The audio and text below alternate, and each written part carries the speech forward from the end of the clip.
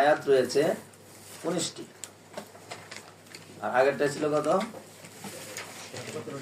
17টি, এটা 19টি।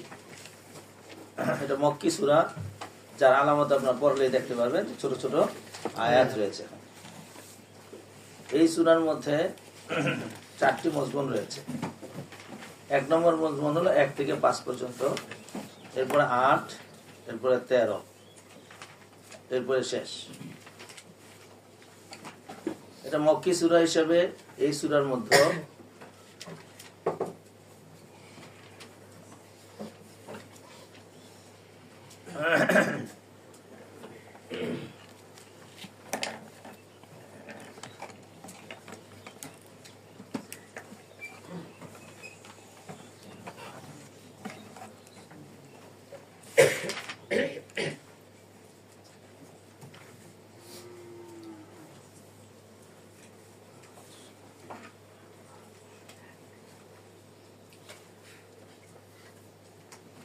প্রথম মজমুনে আল্লাহ পাক রব্বুল আলামিন আকায়েদের ব্যাপারে আলোচনা করেছেন। আকায়েদের মধ্যে 1 নম্বর আকায়েদের মূল বিষয় হলো আল্লাহ, আমানতু বিল্লাহি ওয়া মালাইকাতিহি ওয়া কুতুবিহি ওয়া রুসুলিহি। এখানে আল্লাহ পাক রব্বুল আলামিনের বরত্ব, মহানত্ব, তার কুদরত এর আলোচনা করেছেন। 2 নম্বরে আল্লাহ পাক রব্বুল আলামিন কোরআন সম্পর্কে আলোচনা করেছেন, ওহী সম্পর্কে আলোচনা করেছেন। কোরআনের মধ্যে 2টা অংশ, একটা নাসিখ, একটা মানসুখ। নাসিখ মানসুখ নিয়ে 2য় মজমুনের মধ্যে আলোচনা করেছেন। যেহেতু কোরআন নিয়ে আলোচনা করেছেন, কোরআনের এক অংশ আছে নাসিখ, আর এক অংশ আছে মানসুখ। মানসুখ মাতরুক, নাসিখ মওজুদ। নাসিখ ও মানসুখ সম্পর্কে আমরা উলুমুল কোরআনের বিস্তারিত আলোচনা করব। আছে উলুমুল কোরআন আসা হয়েছে? কার কাছে আছে দেখি?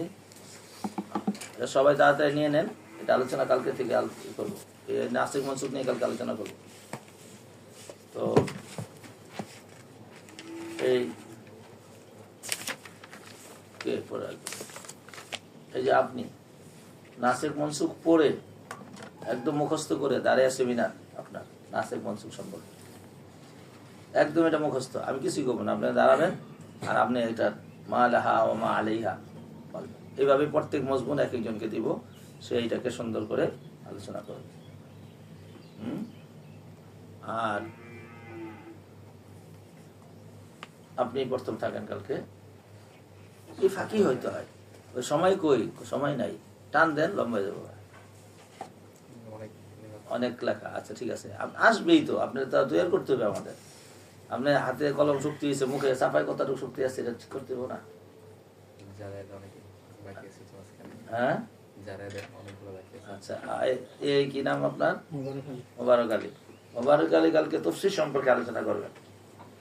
তাফসীরের তারিফ আমি এখানে একটা লিখেছি, এটা তাফসীর উলুমুল কোরআন, মুফতি তকি উসমানী হাফিজাহুল্লাহ তাআলা আনহুর একটা আছে, ওখান থেকে একটু তারিফটা নিয়ে আসবেন। হ্যাঁ, ইনি তাফসীরে কি তারিফ করেছেন শুনছেন? আর আমার এই কিতাবের মধ্যে আল বুরহান ফি তাফসীর উলুমুল কোরআন, দেখি এখানে যা আছে সেটা এটা একটা পুরা তাফসীর এবং তাবিল, তাফসীর সংক্রান্ত যে কথাগুলো আছে ওই কথাটা আপনি পুরো একদম সরস্ত করে নেবেন। ঠিক আছে? এইভাবেই বক্তা তৈরি হয়। আবার লিখক ওই যে লেখ তৈরি করতেছি, শুনছেন? মুদারিস তৈরি করলাম, এইভাবে 10 দিতে হয়। তো আমরা জামুগা আলহামদুলিল্লাহ জামিয়া আবু বকরের ছাত্ররা হাজার হাজার প্রতিষ্ঠান তৈরি করে ফেলছে, সব ডিস্ট্রিক্টে প্রতিষ্ঠান তৈরি হয়ে আছে। প্রোডাকশন বেশি, অনেক বেশি। তো যাই হোক, এটা আপনি কালকে মনে রাখবেন, আর এটা লিখে রাখো তো, কে লিখে রাখবো? হ্যাঁ, না সব আমির সাহেব রাখলে আমির হইলে অন্যের আবার আমির হইব কেমন? এই মোহতার মতো এর করতে হইব, শুনছেন? আমরা বুঝি এই ছাত্রের ভিতরে মুদির এদের হাতের যোগ্যতা ভালো আছে, এর তদরিস ভালো আছে, এর লেখা ভালো আছে, এর বক্তাগিরি ভালো আছে। এক ছেলে আছে সাইফ হামিদি, সাইফ হামিদ, ও এখানে এসে হেদায়তুন বছর পড়ে এসে বাবা এমন ওয়াজ দিছে, ওয়াজে চলে সবাই কান দেয়। পরে আমি একদিন ক্লাসে শুনলাম ওয়াজ, ভালোই ওয়াজ, খুব শানদার ওয়াজ করে। এখন সে বড় বাপের বক্তা, খুব বড় বাপের বক্তা। তো বক্তা অনেক, আফজল হোসেন আছে একটা, এও খুব ভালো ছাত্র, ভালো মমতাজ ছিল সব ক্লাসে। দাওরা পড়েছে, মেশকাত হেদায়া পড়েছে, আর আদব পড়েছে, অনেক শানদার বক্তা। এরকম অনেক বক্তাই আছে। তো সবকিছুই তো তৈরি করতে হবে, তাই না? আবার মোনাজের লাগবে, তো মোনাজের অনেকটাই মোনাজার আগে আমার এখানে ছিল, 2 দিন পর করে মোনাজার হইতো। ওই যারা দাওয়া বিভাগে পড়তো, তফসির আর দাওয়া, এদের পরে এইটা ছিল মোনাজারা। তো সপ্তাহে 2টা মোনাজারা হইতো, সব ছাত্র থাকতো। নুরির তৈরি না মাটির তৈরি, হাজির নাজির না গায়েব, এগুলো মোটামুটি ফেরাকে বাতিলের যত মালতাব আছে সব নেই মোনাজারা হইতো। এই মোনাজারাতে মোনাজার তৈরি হয়েছে, ওই গ্রুপের একজন হলো মাওলানা আবরার, দেখছেন না? সারা দেশ কাঁপায়। তো এখন কোনটা সিংহ হইব কোনটা বাঘ হইব বোঝা যায় না, মাও জানে না। পোলাইটা যে আব্দুল কাদের জিলানি, পরে হঠাৎ করে দেয় কি গেছে এটা আব্দুল কাদের জিলানি, এরপরে আফসোস করে, হায় রে, আরো আগে ভালো করে আরো খাওয়াইতাম, আরো আদর করতাম, আরো বেশি করে আমি বুজুর্গ হইতাম, তাহলে আমার আব্দুল কাদের জিলানিটা কি হইতো, আরো বড় বুজুর্গ হইতো। এই জন্য কোনো ওস্তাদ কোনো ছাত্রকে ছোট মনে করতে পারে না, এটা মনে রাখবেন। কোনো ছাত্রকে পড়া পারে না তাই খেয়েছে, পারে না সে পারবো, এক সময় পারবো, অনেক ভালো পারবো। এই জন্য কোনো ছাত্রকে খারাপ মনে করলে, খারাপ ধারণা করলে ওই ছাত্রের ক্ষতি হবে, তারও ক্ষতি হবে। ঠিক নাই তো? এক ছাত্র আছে শাইখুল হাদিস, অনেক বড় আলেম, এদের জন্য পড়ে আসছে, সারা বছর পারে না পারে না পারে না, সবসময়ের পরে এই মানে মনে কর তফসির শুরু হওয়ার 1 মাস আগে ফুটে গেল, সব পারে, সব পারে। পরে যায় জামিয়া রহমানিতে ভর্তি হইলো, এই বসে 1 নম্বর, ওখানে বক্তৃতা 1 নম্বর, পড়ায় 1 নম্বর, সবকিছুতে 1 নম্বর, হইতে হইতে হইতে দাওরা পাস করছে। পরে আমার এক মাদ্রাসার মধ্যে শাইখুল হাদিস বানাইছি, বাবা তার কি বয়ান, সুবহানাল্লাহ। তো এটা সবসময় বলতে হবে, বুঝতে হবে যে কোন ছাত্রটা গড়ে উঠবে, কখন কি হবে, কারে দিয়ে আল্লাহ কি কাজ নিবে, এটা বোঝা যায় না। আচ্ছা বলো দেখি, এই যে ইট বাটা মধ্যে যে ইটাইটি বানায়, ইটার মালিক কি জানে যে এটা মসজিদে লাগবো আর এটা বাথরুমে লাগবো? তাহলে সেই জন্য সে প্রত্যেকটা ইটাকে ভালো করে বানাইতে হবে। সৌভাগ্য ইটার যে ইটা কোথায় লেগে গেছে, পরে মানুষের কপাল ঠেকায়, পরে সিজদা দেয়, পরে চুমা দেয়। তো তুমি তো জানো না তোমার কোথায় কি হবে, আমিও তো জানি না কে কি হবে। এই জন্য আমি সবাইকে মূল্যায়ন করি, সবাইকে আদর করি, মহব্বত করি, তৈরি করতে চেষ্টা করি, কাছে আনতে চেষ্টা করি, ডাকি, এদিকে আসো, এই করো সেই করো। কিন্তু অনেকে বোকা, মনে করে হুজুরের মনে কাম করার লেগে হুজুর ডাকে, কাম আমগো এমনি হয়ে যায়, বোকাছে না। ডাকি, তুমি আমার জুতার ঠিক করে দাও তো, একটু চাটা বানাই দাও তো, আমার এই যে এইটা লয়ে যাও তো। তো এইটার দ্বারা ওস্তাদের নজর পড়ে, এই বরকতটা দেওয়ার জন্য ডাকি। আচ্ছা যাক, আলহামদুলিল্লাহ, এখন তো অনেক কিছু হয়ে গেছেন। কদিন পরে করবেন যে আপনার চিনি না, আপনাকে ড্রাইভার জায়গা, সময় নেই, করবেন না? হ্যাঁ, আপনার দেশে গেলে করবেন, কেটে জানি এসে আজনবী মানুষ, এর লোকে দেখা করলে যাবে না। এরপর রাস্তা হঠাৎ দেখা করলে, হুজুর আমি কিন্তু আপনার ছাত্র। ছাত্র কবে পড়ছ? অমুক শোনে অমুক শোনে। আমি তো তোমার চিনি না। কয় আমার আপনি না চিনলে কি, আমি আপনার চিনি। দেখছেন কারবা কেমন পোলা, বাবাই চিনে না। আল্লাহ। তো দ্বিতীয় মজমুন হলো, আল্লাহ পাক রব্বুল আলামিন তৃতীয় মজমুনে বলেছেন, তোমরা কি করো তোমরা উপদেশ দাও। যেহেতু কোরআন যেটা নাসে, এটা নাফে, তো কোরআন নাফের কি দাও? উপদেশ দাও। এবং এর ভিতরে কাকে উপদেশ দিবা, কাকে উপদেশ দিবা না, সেটাও আল্লাহ তাআলা এখানে চিহ্নিত করে দিয়েছেন। পাইছো ভাইয়া? হ্যাঁ, এরপরে এই উপদেশ গ্রহণ করলে তারা কামিয়াব হবে, আর উপদেশ গ্রহণ না করলে তারা নাকাম হবে। নাকাম হওয়ার পদ্ধতি কি? নাকাম হওয়ার পদ্ধতি হলো দুনিয়াকে প্রাধান্য দেওয়া, কামিয়াব হওয়ার পদ্ধতি কি? আখিরাতকে কি দেওয়া? বাস, এই বলে সূরা শেষ করেছে।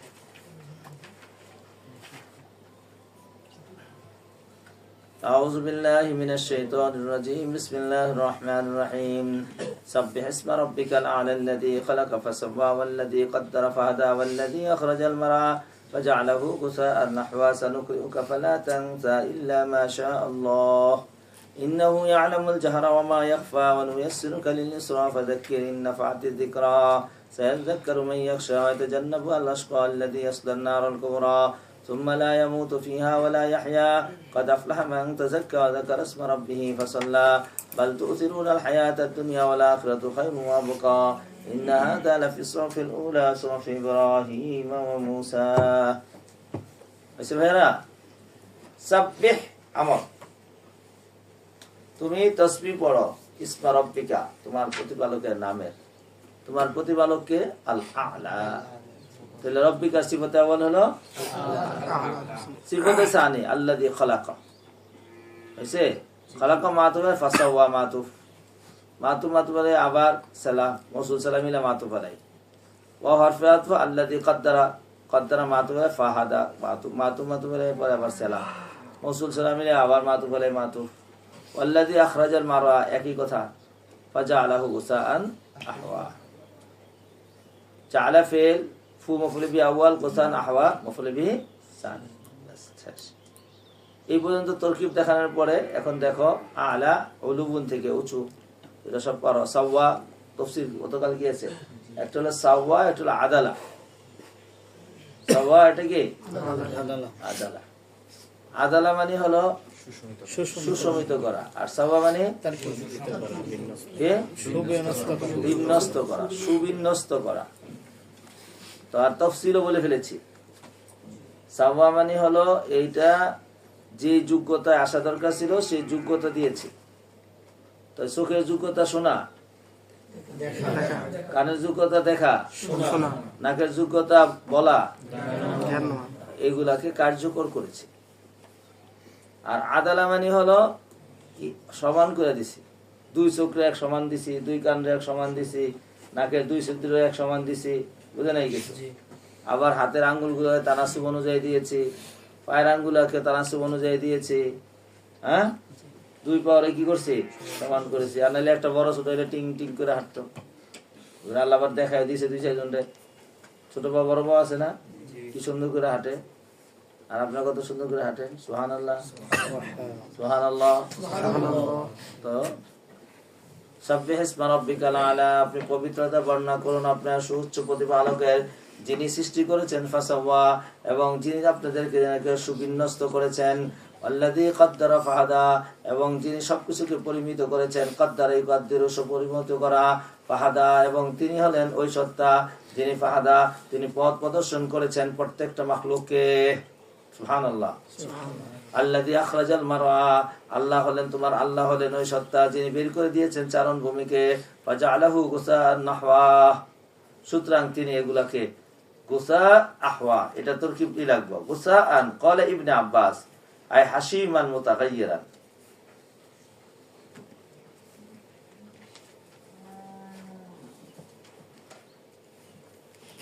আল্লাহ, গুসাউন মানে হলো আবর্জনা, অনেক আবর্জনা হওয়া, ময়লা হওয়া। আর আহওয়া মানে হলো কালো। এগুলার অনেকগুলো তফসিল লাগবে, এখন এতটুক পর্যন্ত। ফাজআলাহু গুসাআ, এই চারণ ভূমি ওগুলাকে সব আবর্জনা করে দিয়েছেন। আহওয়া, কালো আবর্জনা। তরজমা এতটুক পর্যন্ত চললো, এরপরে আবার এটা তাহকিক করি, আর নাহলে এখান থেকে একটু লাগাই দেই। এখানে মূলত ভাবে ফাজআলাহু আই ফাসায়্যারাহু বা'দাল খাজরাতি আসওয়াদান বালিয়ান, এই একটা তাফসীর কইলাম। বা'দাল খাজরাতি আসওয়াদা বালিয়া, তাহলে গুসাআন কে বলছে আসওয়াদা বালিয়া।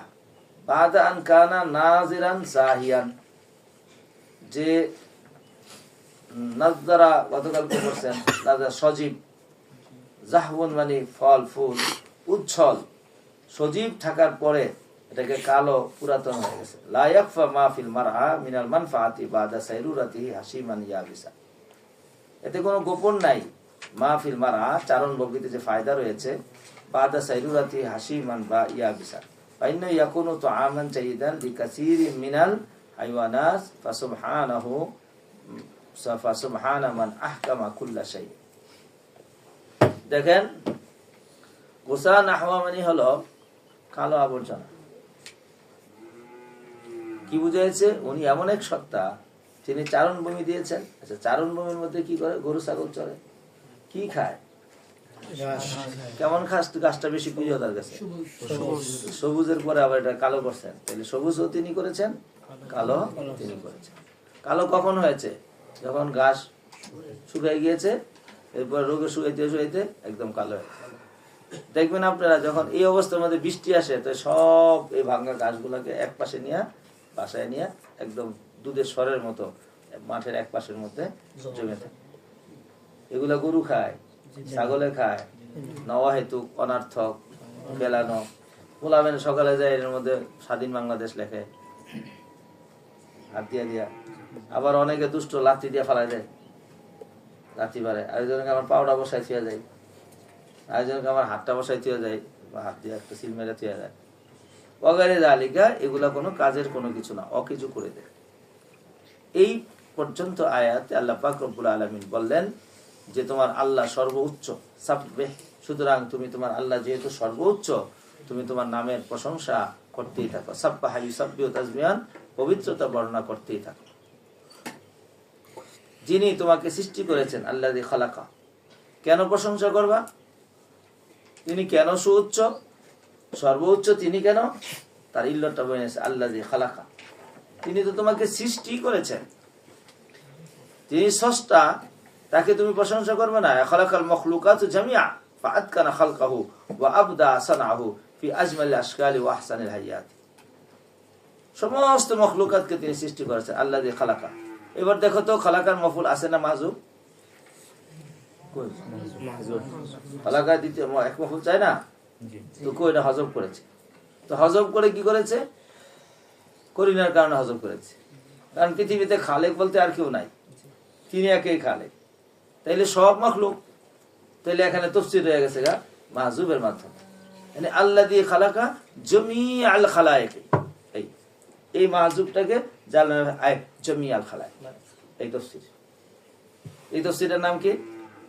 মাযকুর বাদাল মাহজুব, মাহজুব বিল মাযকুর।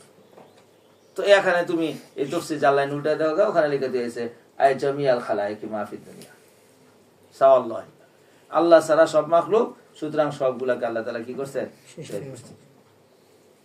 তৈরি করছেন। যে তৈরি করার ধরনটা কি ছিল? অন্যরকম, সেরকম। আই আতকানা খালকাহু ওয়া আবদা সানআহু ফি আজমালিল আশকালি, সবচেয়ে সুন্দর আকৃতি এবং সবচেয়ে সুন্দর কাঠামো দিয়ে আল্লাহ তাআলা সৃষ্টি করেছেন।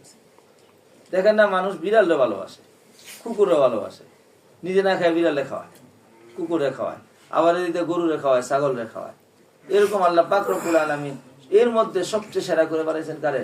মানুষ। লাকাদ খালাকনাল ইনসানা ফি আহসানি তাকওয়িম। ক্বালা ফিল বাহর খালাকা কুল্লা শাইইন ফাসাওয়াহু বিহাইসু লাম ইয়াতি মুতাফাওয়াতান ওয়াল মুতানাসিবান আলা আহকামিন ওয়া ইতকানিন লিদালালাতি আন্নাহু সাদিরুন মিন আলিমিন হাকীম। এই মুফাসসিরে কোরআন মুফাসসির ফিল বাহরের মধ্যে বলেছে যে আল্লাহ সবকিছুকে বানাইছেন, ফাসাওয়াহু, সুবিন্যস্ত করেছেন এইভাবে যে তার মধ্যে কোনো পার্থক্য নেই, যেটা যেখানে লাগান দরকার ঠিক সেখানে দিয়েছে। তাহলে বলেন তো দেখি, একটা খাদ্য খাবেন, চোখটা যদি পিছনে থাকতো তাহলে এই দেখ চোখ ঠিক আছে কিনা, খাদ্যটা দেখাই দিত কোথায়, দেখ ঠিক আছে কিনা। আর নাকটা যদি ইয়ের নিচে দিত, পাশার নিচে, তো দেখ গন্ধ আসে কিনা। এরপরে আইনটা কোথায় দেওয়া লাগতো? মুখে যায়, জিব্বা দেখ ঠিক আছে কিনা, টকটা মিষ্টি খাইতে পারবি কিনা। কিন্তু কত কুদরতের, কত সুন্দর সিস্টেম, চোখ, নাক, সুবহানাল্লাহ। আপনি তো তা চিন্তাই করেন নাই যে এরকম করে দিল কেন। আবার ডাইনি বামে দিছে, কেউ আবার পাশে থেকে বলেন এই ভাই বিষ, দেখছেন একদম সবকিছু। এরপর আবার ভিতরে কতটা মেশিন দিয়া চাইছে, ওই মেশিনে আবার এগুলা সবগুলাকে কন্ট্রোল করে বুঝাছি না, তারপরে মুখে চুলার ভিতরে দিচ্ছে। এখন যদি কইতো যে চুলা আর মাখরাজ দুটো একসাথেই থাকো, তাহলে কি অবস্থা না হইতো। আর আল্লাহ পাক রব্বুল আলামিন কাদের মতলব, কাদের মতলব, কাদের মতলব। তিনি আবার এরকম না যে পারবো না, বানাচ্ছিয়ে দিছে। এই দেখ, একটা মুখ আর পায়খানা রাস্তা একই করে দিয়েছে। আল্লাহু আকবার। এবার আপনারা চিনেন কিনা একটা পাখি আছে রাত্রে, বাদুর। বাদুর পায়খানা করে কোন দিক দিয়া? খায় কোন দিক দিয়া? কাদের মতলব, ইহসান মুহসিন আসিম। মহসেনে আসিম। আচ্ছা পায়খানা মুখ দিয়ে আইলে কেমন লাগবো তো তাসাবুর করে দেখেন না। বমি আইলেই কেমন লাগে, শরীর কত দুর্বল হয়ে যায়, কত অসুস্থ হয়ে যায়, কত খারাপ লাগে। এটা আবার রোগ, এটা লেগে আবার চিকিৎসা লাগে। আর কাদের মতলবে আমাকে এত সুন্দর একটা সিস্টেম দিয়েছে, দিছে উপর দিয়া বের করছে নিচে দিয়া, ডেলিভারি সিস্টেমটা কত সুন্দর করে দিছে। তুমি পারবা না, আমি এখন আবার উল্টাই দিতে পারবো, এখন কইলে এখন উল্টাইলাম। সুবহানাল্লাহ, জাযাকাল্লাহ। গরম করে আনছো, স্টার্ট হইতেছে না মেশিন। তুমি অনেক সফট। আলহামদুলিল্লাহ, আগের তুলনায় সবকিছু আলহামদুলিল্লাহ অনেক ভালো হয়েছে। বিশেষ করে আরবি বোঝার ক্ষেত্রে, লেখাপড়া।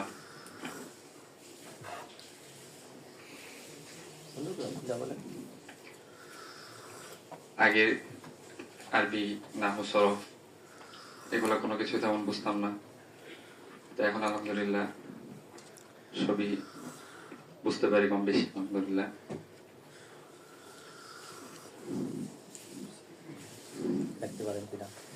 জি আলহামদুলিল্লাহ, লিখতে পারি, পড়তেও পারি, অনুবাদ করতে পারি। আরো বলেন, সুন্দর করে সাজায় বলেন।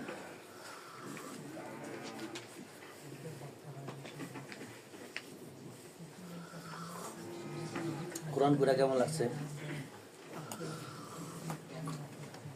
তাফসীর পড়ে আলহামদুলিল্লাহ অনেক ভালো লাগতেছে।